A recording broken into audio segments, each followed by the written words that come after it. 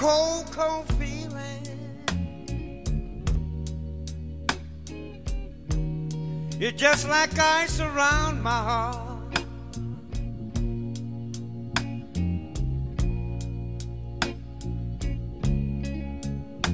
I've got a cold, cold feeling.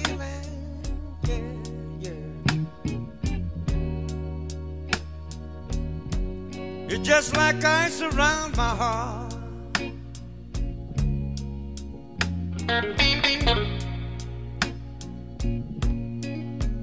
I know I'm gonna quit somebody.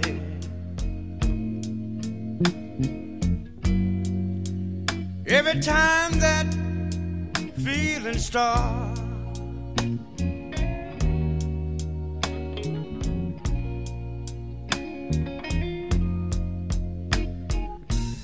You treat me like a prisoner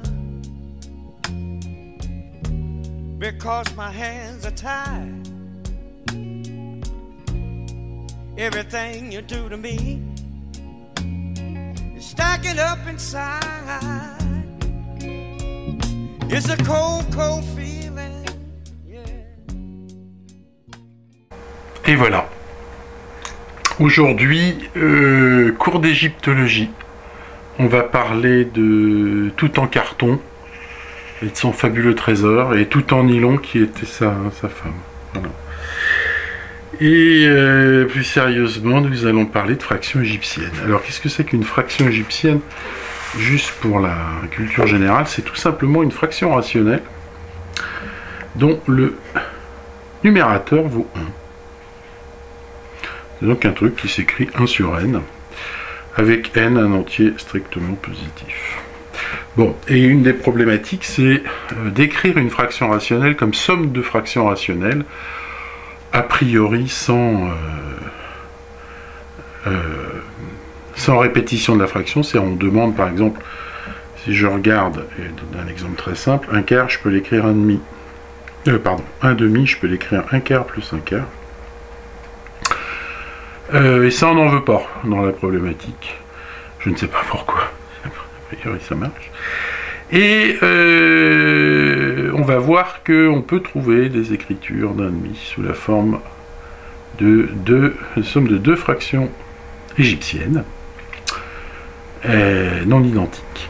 Donc en fait l'objectif in fine de l'exercice, ça va même être, pour n étant fixé, de trouver le nombre d'écritures possibles de cette chose-là. Voilà. Alors on commence par une question qui n'a l'air de rien, mais qui n'est pas si simple finalement quand on y réfléchit un peu. On se donne un entier L plus grand que 1, oui, et on s'intéresse à l'ensemble des L-uplets d'entiers.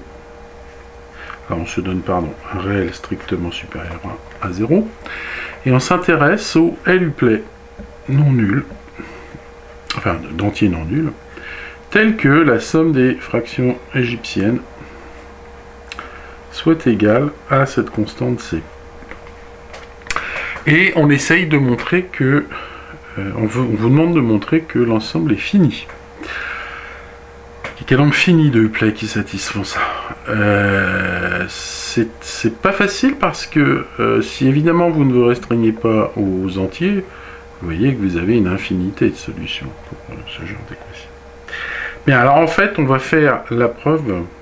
L'idée, c'est juste de le voir par récurrence. Donc récurrence sur l'entier L. Alors pour L égale 1, eh bien il s'agit de savoir combien il y a d'entiers x1 qui vérifie 1 sur x1 égale c. Eh bien vous voyez que ça c'est équivalent à x1 égale 1 sur c. Et vous voyez qu'il y en a très peu, parce que c'est au maximum, il y en a un, et enfin pardon, oui, au maximum il y en a un, et ça n'a lieu que quand 1 sur C est entier. Ok, donc on suppose la propriété vraie pour petit l supérieur à 1, et on va regarder ce qui se passe au rang n plus 1. Oui. Alors on va se donner un x1 XL. Oui. Qui appartient, alors ça je vais le noter, EL, cet ensemble, L plus 1, pardon, au rang L plus 1, disons, je vais y arriver. Et donc je suppose que ça, c'est une solution EL plus 1. Et je vais faire une hypothèse, je vais supposer que X1 est inférieur à Xi, pour tout I qui va de 1 jusque, alors c'est L plus 1, je vais y arriver, à L plus 1. Oui, alors la remarque, c'est que si X1 est plus petit que Xi, eh bien 1 sur X1 est certainement plus grand que 1 sur Xi. Oui. Et donc ça implique que C, qui est égal à 1 sur X1 plus 1 sur XL plus 1, ben, ça va être supérieur, ça va être inférieur, pardon, à eh ben, L fois, L plus une fois, pardon, 1 sur X1, puisque chacun de ces termes-là est plus petit que celui-là. Oui. Et vous voyez par conséquent que ça implique que X1 est plus petit que L plus 1 sur C. Mais X1 est entier. Oui. Donc, X1 ne peut prendre qu'un nombre fini de valeurs, puisque par ailleurs, il est supérieur à 1. Oui. Et bien maintenant, par hypothèse de récurrence, eh bien, l'équation 1 sur x2 plus, etc., 1 sur xl plus 1 égale c moins 1 sur x1, il y a un nombre fini de solutions x2, xl plus 1, puisque comme vous avez passé 1 sur x1 de l'autre côté, eh bien là vous vous retrouvez avec un LU play. Et donc par hypothèse de récurrence, il n'y a qu'un nombre fini de solutions, donc il y a un nombre fini de x2, xl plus 1, pour chaque x1, mais on vient de remarquer qu'il n'y a qu'un nombre fini de x1 possible, donc au total, la conséquence, c'est que l'ensemble des x1, xl plus 1, tel que 1 sur x1 plus, etc., 1 sur xl plus 1 soit égal à c, et x1 plus petit que xi pour i égale 1 jusqu'à l plus 1, et bien cet ensemble-là est fini. Oui. Bon, bah ça c'est la première étape. La deuxième étape, c'est vous supposez que x2 est plus petit que xi pour i égale 1 jusqu'à l plus 1. Bah, vous recommencez le même argument, et donc vous trouvez que l'ensemble des choses comme ça qui vérifient ça, mais ce coup-ci c'est x2 qui est plus petit que xi, et bien il est fini. Et vous faites ça de 1, 2 jusqu'à l plus 1. Chacun des ensembles considérés va être fini. Or leur réunion, qu'est-ce que c'est? Bah, c'est exactement l'ensemble des solutions, puisque si vous prenez une solution, elle a forcément une coordonnée qui est minimale. Et comme vous avez réuni un nombre fini de fois, à savoir l plus une fois, des ensembles finis, et bien ça devient un ensemble fini. Voilà pour la première question. Alors, question suivante. On va justement s'intéresser on va s'intéresser aux équations du genre 1 plus x sur 1 plus y égale 1 sur z avec x, y, z des entiers.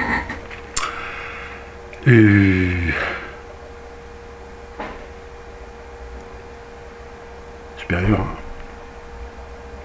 Bien, alors, on vous demande de montrer que x, y, z, donc il existe x, y, z supérieur à tel que ça équivaut à dire qu'il existe UVW supérieur à 1 avec le PGCD de UV égale 1 et x égale U plus VW, y égale V U plus VW et z égale UVW. Ok. Alors on va, c'est une équivalence, il y a deux implications, on va faire tout de suite le sens réciproque qui est trivial. En fait, dans la sauce réciproque, je n'ai pas besoin de cette hypothèse-là, j'ai qu'à juste rentrer les valeurs, je suppose qu'il existe UVW tel que ça. Et bien, du coup, la quantité 1 sur x va devenir 1, tiens, j'ai une lampe qui vient de se rallumer, c'est magnifique. J'ai été éclairé par ma muse, qui vient tout d'un coup, je ne sais pas si c'est vu sur la caméra, mais de tout d'un coup, j'ai eu plus de lumière. Moi je dis bravo EDF. C'est la muse EDF qui vient de me faire ça. Alors je reprends, j'ai l'impression que ma lampe est en train de claquer, et comme je ne suis qu'un pauvre petit fonctionnaire de province, je n'ai pas les moyens de m'en racheter. Voilà. La prochaine vidéo aura lieu à la bougie, exactement. Alors 1 sur x, c'est ça. 1 sur y, c'est v u plus v sur w.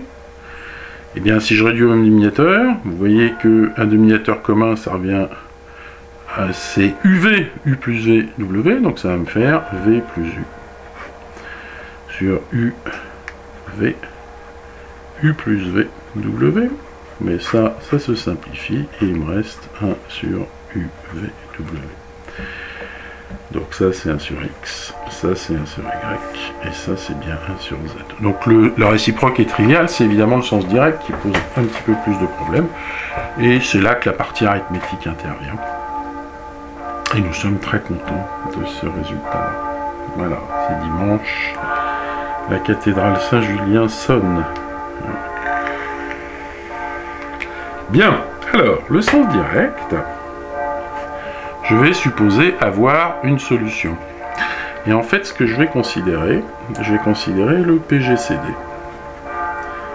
des deux premières coordonnées, de x et de y. Bien, alors ce que je sais, c'est que le PGCD divise bien évidemment x et y. Et je sais que si je divise x et y par d, eh bien les entiers que j'obtiens, ils sont premiers entre eux. Alors je ne les appelle pas U et V totalement au hasard, c'est parce que ce sont les U et V qu'on va rechercher. Oui. Ok. Alors, mon équation E, eh bien je vais la réduire au même dénominateur pour ramener ça à un problème d'entier, un problème diophantien. Je vais donc multiplier par x, y, z, et donc ça, bien, vous voyez que ça va me faire yz plus xz égale xy, ou encore z facteur de x plus y égale xy. Oui.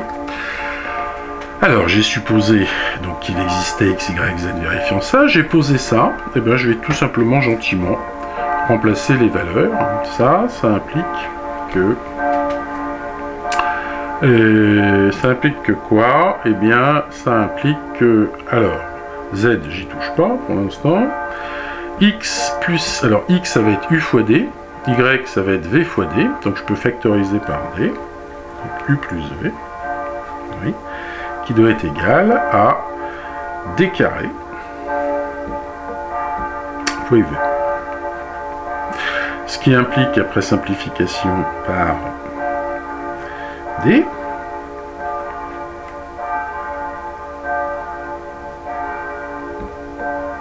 oui, que z u plus v soit égal à d fois uv. Oui. Formidable. Alors z, eh bien, qu'est-ce que je veux dire? Et quel est mon... oui, alors c'est là que va intervenir l'argument arithmétique. Alors, ce que je sais, c'est que u et v sont premiers entre eux.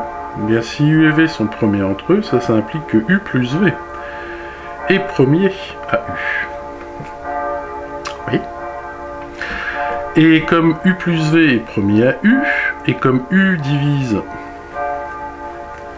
z de u plus v, eh bien u étant premier u plus v, par le théorème de Gauss, ça veut dire que u divise z. De même, u et v premiers entre eux, ça implique que U plus V est premier à V.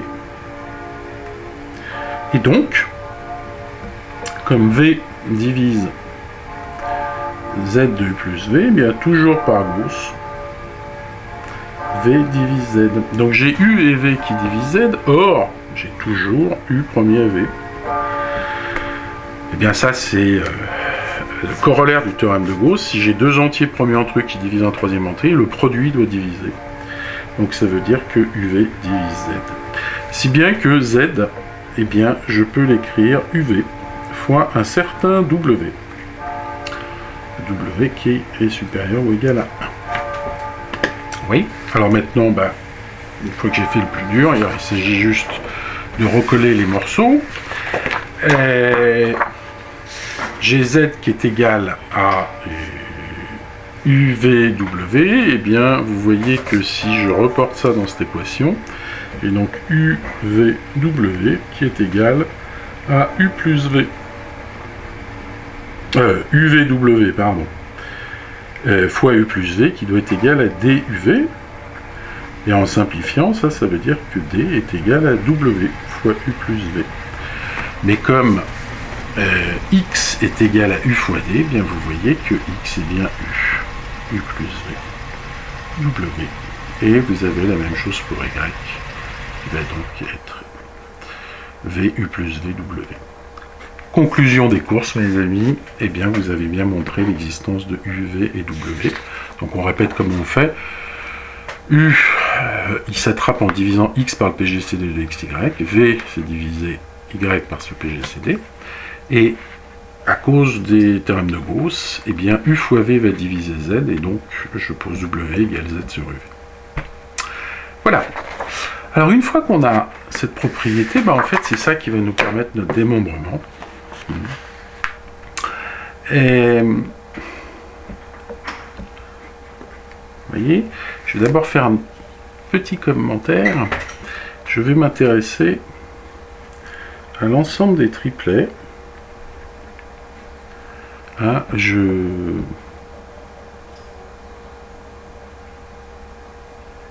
ferai le commentaire après. Alors, je me donne UV, W, U', V', W', qui sont tous supérieurs à 1. Je suppose deux choses. Je suppose que UVW égale U', V', W'. Et je suppose que U et V sont premiers entre eux, de même que U' et V'. Bien, et il s'agit de montrer que si on a U plus V, W égale U' plus V', W', et V, U plus V, W égale V', U' plus V', W', et bien ça équivaut à dire que U égale U', V égale V', W égale W'. Oui, formidable. Alors, la réciproque, il n'y a pas grand chose à dire. Hein. Si jamais vous avez cette égalité, de chaque côté vous retrouvez la même chose. Donc c'est pas vraiment ça qui est problématique. Alors, le sens direct. Là aussi, on va utiliser, à cause des hypothèses du fait que U et V sont premiers entre eux et U', V', même chose, on va sûrement utiliser des choses qui ressemblent à Gauss. Bien, alors, je prends mon système S. Bien, S, je vais le retraduire en développant, tout simplement. Donc, si je développe, eh bien, j'obtiens U carré W plus UVW égale U' carré W' plus U', V', W'. Et en dessous, bien, je vais avoir V2 W plus UVW qui doit être égal à V'2 W' plus U', V', W'. Bien, seulement l'hypothèse, c'est que Ces deux produits sont égaux, donc là je peux simplifier. Oui, et donc ça, bah, ça équivaut à dire que U2W égale U'2W' et que V2W égale V'2W'. Bien, ce sont des entiers non nuls, donc je peux diviser. Donc je peux diviser ces deux relations et j'obtiens U2 sur V2 qui est égal à U'2 sur V'2 ou encore U2 V'2 égale U'2 V2. Et là, bah, il y a du Gauss dans l'air. Pourquoi? Eh bien, on va commencer par U. Vous voyez que U2 divise ce produit. Or, U est premier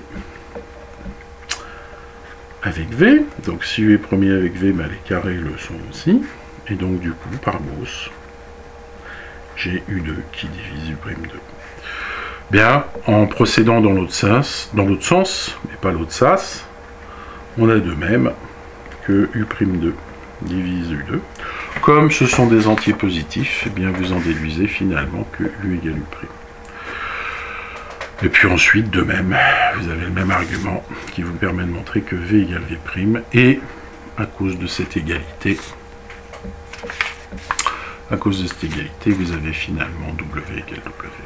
Donc vous avez bien montré le sens direct. Alors, c'est là où j'arrive au petit c, c'est là où je vais formaliser un tout petit peu les choses, d'un point de vue ensembliste, pour bien comprendre ce qu'on vient de démontrer. Donc je fixe n supérieur à 1, et je regarde cette équation.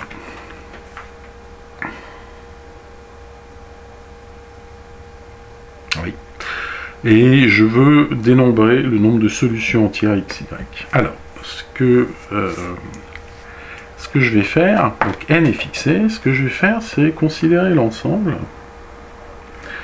des triplets U, V, W qui appartiennent à n étoiles cube, tel que, eh bien, tel que U, V, W soit égal à n, et tel que U et V soit égal à V.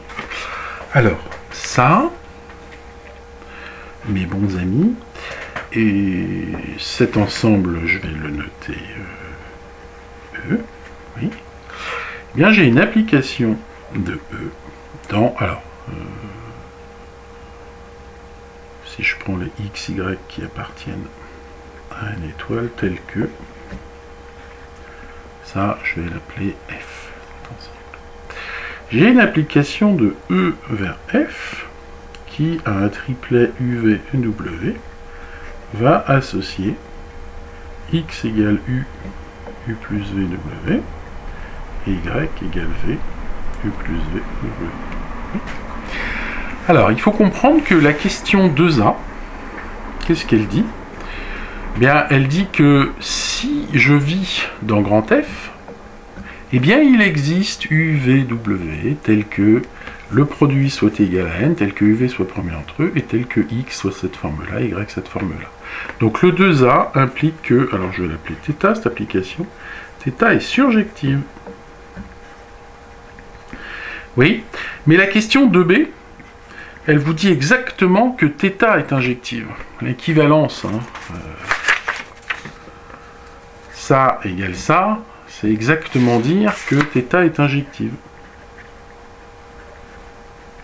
Autrement dit, bah, θ est une bijection, et une bijection, bien, ça respecte les cardinaux. Autrement dit, le cardinal de f que je cherche, il est égal au cardinal de e. Voilà pour le formalisme de théorie des ensembles, ce qui n'est pas énorme non plus. Et on veut étudier, on veut dénombrer grand F en fonction de la décomposition en facteur premier de n. Eh bien, comme les cardinaux sont égaux, on va plutôt utiliser un dénombrement de l'ensemble E, qui va être beaucoup plus simple. Alors, je vais poser n égale P1, E1, PK, EK, la décomposition en facteur premier. C'est-à-dire que je suppose que chaque EI est non nul. Hein. Je ne veux pas, dans ma décomposition, faire apparaître des gens inutiles. Ok. Alors, on réfléchit à cet ensemble-là. Cet ensemble-là, on peut aussi le paramétrer de la manière suivante. Hein. C'est l'ensemble des tripets UV-W. Tel que W divise N. Oui. Et tel que U fois V soit égal à W sur N. Et U et V sont premiers entre eux. Donc l'idée, ça va être de paramétrer l'ensemble E en fonction des diviseurs, et à chaque fois que j'ai un diviseur, d'essayer de regarder comment je peux paramétrer l'entier que j'obtiens là comme produit de deux entiers premiers entre eux. Alors on va commencer par faire un petit calcul juste à part. On va regarder l'équation, donc on va se donner ABC supérieur à 1, C, on va donner sa décomposition. Alors je fais exprès de ne pas la noter de la même manière pour éviter qu'il y ait confusion. Oui. Sa décomposition facteur premier. Et je vais regarder combien j'ai de couples AB qui appartiennent à n étoile carré, tel que AB soit égal à C, et tel que A et B soient premiers entre eux. Je démontrerai cette chose-là. Bien, eh bien, la décomposition en facteur premier de A, ça doit être celle-là avec des puissances plus petites, et celle de B, ça doit être la même chose avec des puissances plus petites. Mais comme vous demandez à ce que A et B soient premiers entre eux, à cause par exemple de caractérisation de l'évaluation périodique d'un produit, il faut que quand A a un exposant non nul, B est un exposant nul et réciproquement. Autrement dit, la seule manière d'écrire ce produire-là, c'est qu'en fait de prendre tous les facteurs et de les distribuer soit dans A, soit dans B. Et vous voyez que ça, hein, en fait ce que je suis en train de dire, c'est que je peux trouver, enfin je dois trouver deux parties dans un H, et je vais vraiment l'écrire formellement, tel que la réunion vaille un H, et tel que l'intersection soit vide. Ça c'est parce que je veux qu'ils soient premiers entre eux, oui, et tel que A, eh bien ce soit le produit des QI alpha I pour I qui appartient à I1, et B qui soit le produit des QI puissance alpha I pour I qui appartient à I2. Donc quand vous l'écrivez comme ça, vous voyez qu'en fait ça, bah, c'est le nombre de partitions non trivial. Non, pas non trivial, je peux aussi prendre le vide. Quel cas ça me fera égal 1 ou B égale 1. C'est le nombre de partitions en deux parties. Mais le nombre de partitions en deux parties, puisque le complémentaire, quand vous prenez une partie, le complémentaire vous donne le complément de la partition, et bien en fait, vous voyez que le cardinal de ça, c'est exactement le cardinal de l'ensemble des parties de 1H. Et bien ça, c'est exactement 2 puissance H. Oui. Bien, alors on a établi ce petit lemme, et on revient à notre description de E. Alors, on va paramétrer les...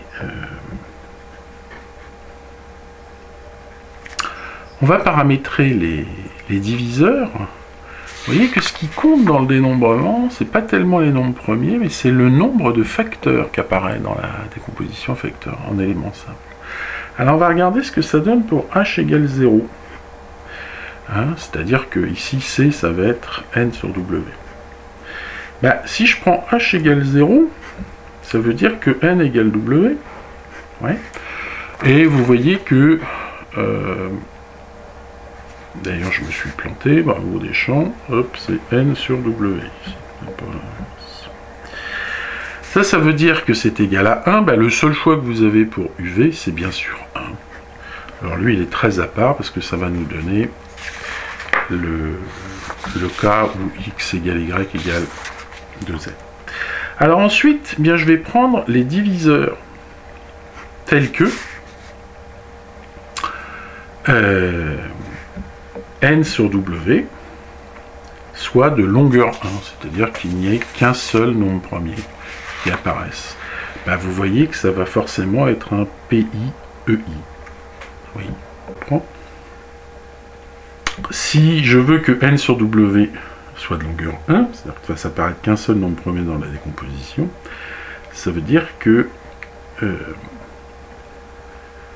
n sur w, il va être de la forme pi puissance alpha i, avec alpha i qui est inférieur ou égal à ei, mais qui est supérieur ou égal à 1, parce que je ne veux pas me retrouver dans le cas précédent, c'est-à-dire dans le cas n égale w. Bien.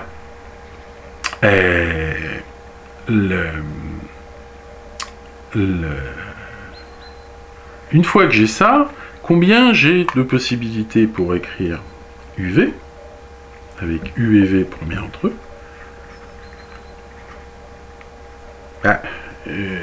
J'en ai essentiellement deux, ou je vais même les écrire plutôt 2 puissance 1, qui sont tout simplement, comme U et V sont premiers entre eux, soit U égale 1 et V égale PI puissance alpha i, soit U égale PI puissance alpha i, et V égale 1.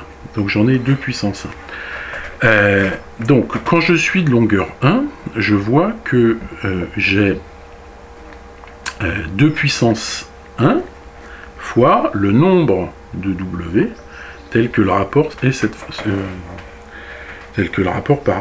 soit égal à cette forme-là. Alors si je fixe I, eh bien vous voyez que combien de alpha i j'ai possible? Ben, j'en ai entre 1 et EI, c'est-à-dire j'en ai exactement EI.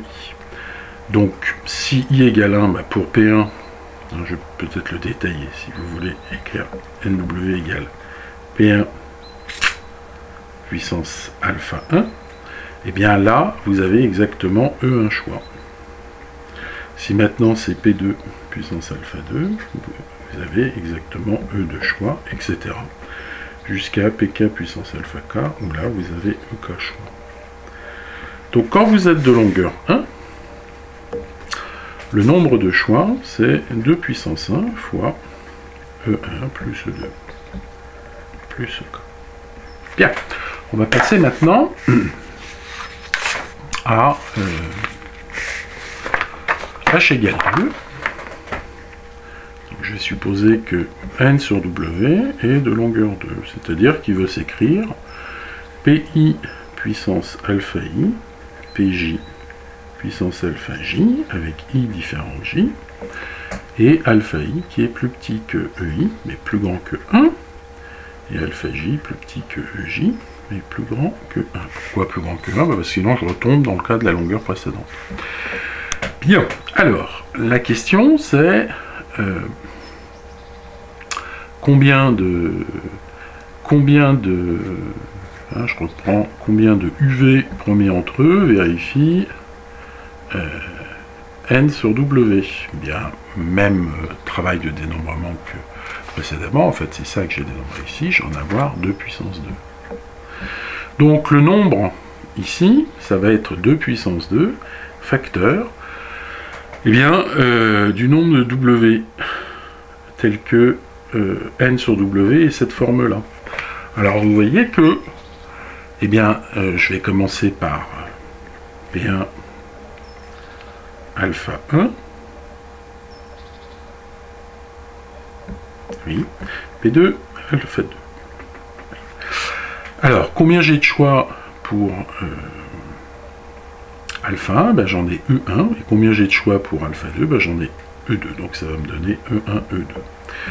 Je recommence pour P1 alpha 1, puis je prends P2 alpha 3. Ça va me donner E1, E3, pardon, E3. De manière générale, pour PI alpha i, PJ puissance alpha j, eh bien, combien j'ai de possibilités? Eh bien, j'en ai EI, EJ. Et donc, vous voyez que la somme que vous obtenez ici, ça va être somme des EI1, EI2 pour I1 strictement inférieur à I2.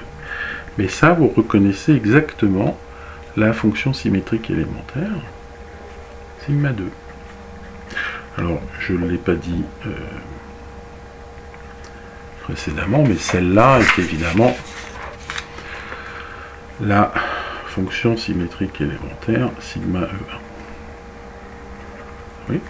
Et puis, bah, si vous recommencez, vous voyez qu'à chaque étape, à l'étape H, bien, je vais avoir 2 H, et je vais avoir somme de EI1, EI2, EIH, pour I1 strictement inférieur à I2.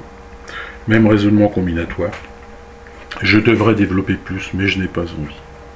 Vous pouvez le montrer par récurrence, par exemple. Bien, et bien quand vous avez fait tout ça, les H paramétrant la longueur de n sur W, ben, et à chaque fois que vous avez décrit tous les W possibles, et bien vous en déduisez que le cardinal de E, c'est effectivement, alors il ne faut pas oublier le 1 qui est là, le H égale 0, plus la somme pour I égale 1 jusque K des 2 puissances I. Moi je les ai appelés H, j'aurais dû l'appeler H. 2 puissance H, sigma H de E1. Alors c'est un K ici et un K là. Voilà. EK. C'est-à-dire ce qui vous est demandé. Alors on va illustrer ça. On va illustrer ça de deux manières. Alors le 1 qui est là, il correspond à l'écriture que n'aimaient pas les Égyptiens. C'est-à-dire il correspond à l'écriture 1 sur n égale 1 sur 2n plus 1 sur 2n. Hein, ils veulent que les fractions soient différentes. C'est-à-dire que si on veut vraiment répondre à la question d'égyptologie de Toutankhamon, il faut retirer ce 1 qui correspond à ça. Mais on va le voir en détail sur des exemples. Alors, on va par exemple prendre n égale 4. Et n égale 4, eh bien vous voyez que 4, c'est 2 puissance 2, c'est-à-dire que j'ai petit k, avec mes notations qui vaut 1, la longueur de mon nombre c'est 1, et mon exposant, E1, c'est 2. Oui. Bien, alors, on revient en arrière. Hein, j'ai posé UVW égale 4, et j'ai UV qui sont premiers entre eux. Comme ça, on va tous les déterminer.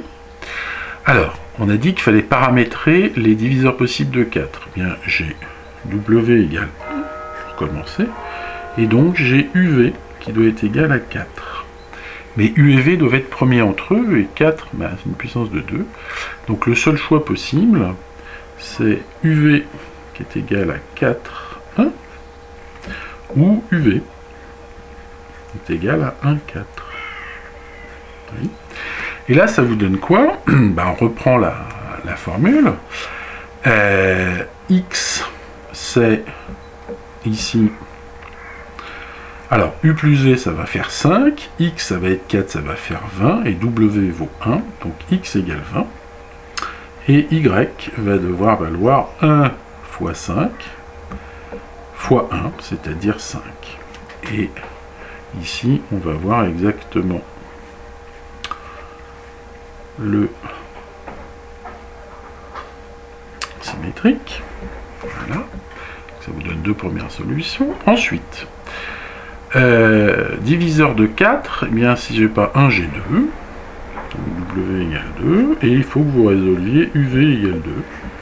Alors, UV égale 2, bah, même chose. Hein. Je n'ai que deux choix possibles. C'est 2, 1 et 1, 2. Alors, 2, 1, ça vous donne X égale, alors, 2 plus 1, 3, fois 2, 6, fois 2, 12, donc X égale 12, et Y égale 2 plus 1, 3 fois 1, 3, fois 2, 6. Oui. Et le couple symétrique, 1, 2, va vous donner X égale 6, et Y égale 12. Ouais. Et enfin, eh bien, si c'est pas 1, si c'est pas 2, c'est 4. Et vous voyez que UV doit être égal à 1. Et là, je n'ai qu'un seul couple possible, qui est 1. Et là, c'est ce que je vous expliquais, ça donne le couple.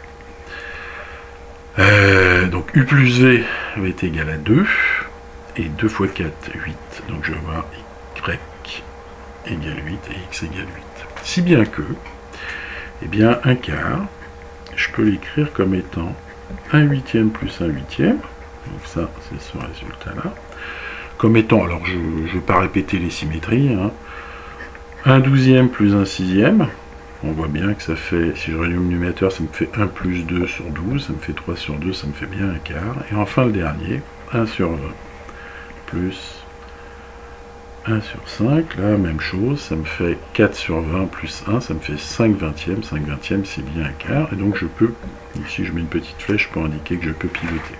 Donc au total on trouve 2, 4, 5 solutions. Et alors maintenant on va comparer ça avec notre formule. Et bien notre formule, elle nous dit que k étant égal à 1, le cardinal, c'est 1 plus la somme de k égale 1 à 1 de 2 puissance de h, pardon, égale de 2 puissance h sigma de h de E1, mais E1 c'est 2. Et bien ça me fait donc 1 plus 2 fois, et qu'est-ce que c'est que sigma h en une seule variable? Eh bien c'est l'identité, donc ça me fait bien 5, et je retrouve bien les 5 solutions. Alors on va le tester sur un nombre un peu plus, à une longueur plus élevée. Pour éviter trop de calculs, je vais prendre des puissances égales à 1. Donc je vais par exemple prendre n égale 6, c'est-à-dire 2 fois 3. Oui. Alors là, je vais avoir plus de solutions. Hein. On va tout de suite le faire à l'envers. On va voir ce que nous prédit la formule. La formule, elle nous prédit 1 plus 2 puissance 1 sigma 1 de 1, 1, puisque les exposants ici, c'est 1 et 1, plus 2 puissance 2 sigma 2 de 1, 1.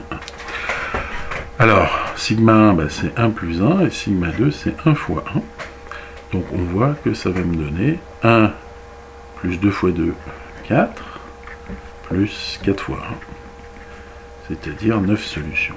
Alors on va voir si effectivement on a nos 9 solutions en reprenant notre business. Alors, je rescanne les diviseurs de n. Ben, je vais commencer par le plus simple. Bien, alors U et V sont premiers entre eux, et il faut que U fois V soit égal à 2 fois 3. Et donc là, bah, j'ai en fait 4 solutions. J'ai la solution UV qui est égale à 1, 6, et sa symétrique, 6, 1. Et ensuite, j'ai la solution 2, 3, et la solution 3, 2. Alors, calculons ce que vaut X, ce que valent X et Y. Alors, X, c'est U, alors 1 plus 6, ça fait 7, fois 1 fois 1, donc ça fait X égale 7. Et,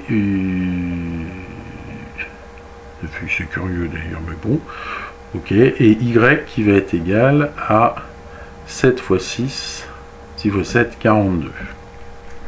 Alors, est-ce que j'ai commis une erreur? Je vérifie tout de suite pour éviter de traîner ça. 1 septième plus 1 42e. Ça me fait... Oui, mais le 16 disparaît. Je suis bête parce que ça me fait 6 sur 42 et le 7 disparaît. Ça me fait bien 1 septième. Ok, c'est good. Là, j'obtiens X égale 42 et Y égale 7. Alors, celui-là, 2 plus 3, ça fait 5.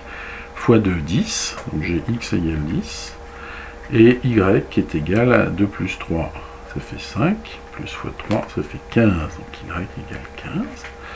Et celle-là, bah, c'est juste le symétrique. Ok, ça c'était pour le diviseur W égale 1. Maintenant, je vais prendre W égale 2. Et donc, si je prends W égale 2, bien, il faut que je regarde la possibilité d'écrire comme produit de deux nombres premiers entre eux. Et V égale 3. Bon, bah là, il n'y a pas tellement de choix, mais il n'y a que deux choix possibles. C'est 1, 3 et 3, 1. Alors, bah, ça va me donner. Alors, 1, 3, 1 plus 3, 4. 4 fois 1, 1 fois 3, 12. Et ensuite, le Y, ça va être...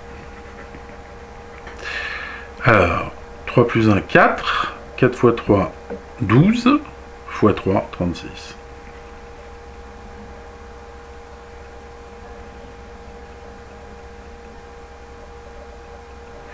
Et j'ai dû me planter quelque part. Non, si je me suis forcément planté quelque part. Alors, U, V, je veux U, facteur de U plus V. 4 fois 3, 12. Si, pourtant c'est bon. Et ensuite, je veux V, facteur de U plus V. 3 fois 4, 12. Fois 3, 36. Même chose. Un 12e plus un 36e. Pourquoi ça ne marche pas? Il faut multiplier par 3, ça fait 4 36e. Il faudrait 6. Hein, c'est bien un 6e que je veux. Donc j'ai pris W égale... Ah non, oui, pardon, je me suis trompé. J'ai multiplié par 3 au lieu de multiplier par W. Donc on recommence. U plus V, ça fait 3. Et U fois... Donc 1 fois 3... U plus V, ça fait 4. Fois U, ça fait 4. Fois W, ça fait 8. Je me suis trompé là. D'accord. Ensuite, U plus V égale 4, fois 3 du V, ça fait 12, fois 2, 24. Voilà. Et voilà. Voilà le travail. Ça rigole moins. Bien. Ensuite, je prends W égale 3. Donc, je dois regarder UV égale 2. Et bien là, même chose. J'ai le choix entre 1, 2 ou 2, 1. Alors, 1 plus 2, 3, fois 1 fois 3, ça fait 9. Et donc, Y va être 1 plus 2, 3 fois 3, 9, fois 2, 18.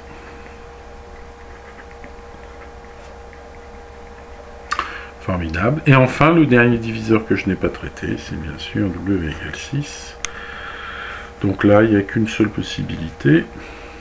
Et donc là, vous trouvez effectivement 12 et 12.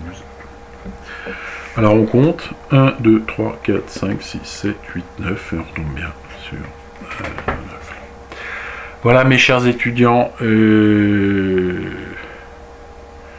j'espère que cette vidéo vous aura intéressé.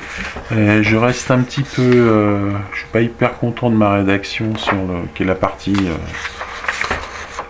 j'espère que vous arriverez à comprendre, à suivre le fil. C'est le genre en fait de démonstrations combinatoires qui sont très pénibles, enfin elles sont très intuitives, elles sont très pénibles à mettre en œuvre si on veut vraiment l'écrire avec des équipotences d'ensemble. Bon, j'espère vous avoir fait sentir le raisonnement combinatoire pour y arriver. La rédaction serait lourde, je pense, et ne vous aiderait pas forcément. Ceci dit, vous n'hésitez pas à me dire si vous souhaitez qu'on revienne sur cette démonstration, ne serait-ce que si vous voyez qu'elle n'est pas juste, si la formule ne fonctionne pas. Voilà, je vous dis à bientôt et vous envoie mes meilleurs vœux, etc. Veuillez agréer l'expression de mes sentiments distingués. Bye bye.